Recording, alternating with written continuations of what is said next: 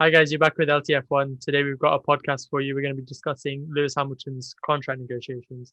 Now the story is broken that we think he's asked for 50 million a year on a 4-year contract, but Daimler seems to have blocked it. What are your opinions? 50 million a year for 4 years, is that reasonable? I think so, because if you look at the pay of every driver and every sportsman, it's astronomical. But him being the best, 50 million, over 4 years, I don't think it's too unreasonable for someone like him. Raj?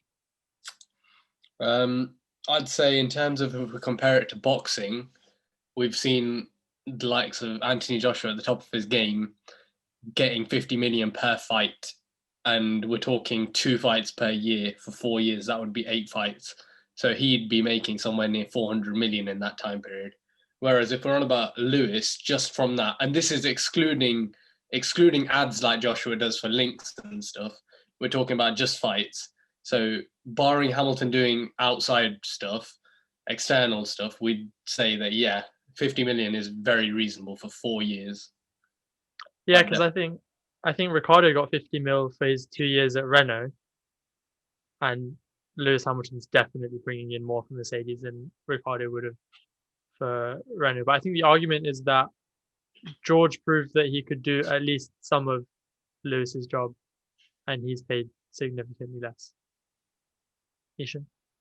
Yeah, but I think George Russell's just a very good driver. I don't think every driver could. And as I say, I don't think that argument really has legs because, he is the best, Lewis Hamilton, at the minute. He's, the number one driver. He's world champion again, 7th time. So I think with that, he deserves it.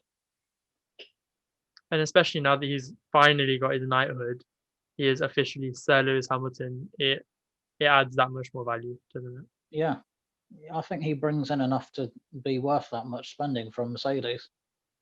And speaking about the knighthood, there was a lot of press, shall we say, about that regarding his tax status from some of the less reputable news houses in Britain. What's your take? I think it's completely unfair personally because he does pay tax. He has to pay tax in every country. So obviously in the UK, the amount of tax he pays is going to be less. And every driver lives in Monaco, pretty much. Every other British driver in F1 has lived at Monaco at some stage, excluding a couple. But yeah, so it's not any different to anyone else. So I don't see why. Well, I do see why, but I can't say it. Why Lewis Hamilton is treated differently. Raj, you've just got back from work, a long shift. How do you feel? I do feel like he is treated unfairly in that sense. I feel because he's at the top of the ladder, so he is that marker for the rest of the grid.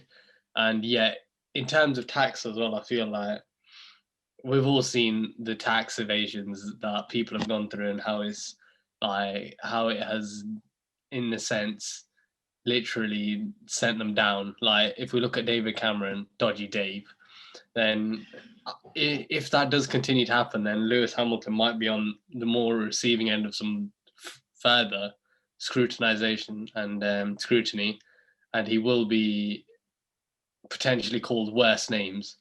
But I feel like, yeah, he has to rise above it and just continue doing what he's doing, focusing on the sport that he loves, and hopefully continuing to entertain us. I do think these papers literally just have a problem with Hamilton because obviously Messi went through his whole thing.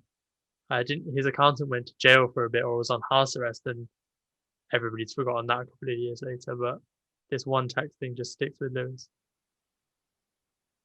Yeah, the other top sports stars have done the same thing, but with Hamilton, for an unknown reason, papers like the Daily Mail seem to stick with it. So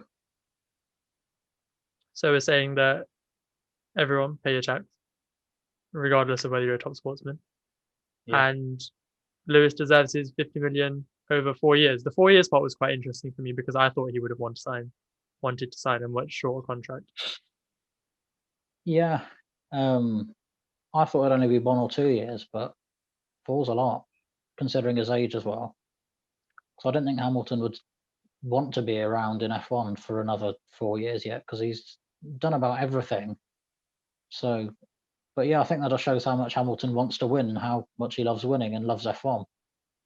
Yeah, and it gives him a chance to have a go at the new regulations for a couple of years, and then decide whether he wants to leave or not. And I'm sure he can get out of that contract early if he wants to. If Mercedes take a dip or something like that, he can just pull a Rosberg and retire at the end of the season. But that was our quick thoughts on Hamilton's contract negotiations. As of now, there are reports coming out that Mercedes CEO has hinted at the fact that it's signed. So we might get an announcement in the next few days, maybe even before this video goes out. Hopefully not. But yeah, that's our quick thoughts on that. Hope you enjoyed the video. We've got a lot more coming for you. We're going to be trying to do shorter but more frequent videos. So yeah, that's all from us. Remember to follow us on Twitter at LTF1Official and Instagram at LTF1Official. Like, comment and subscribe. Thank you all for watching.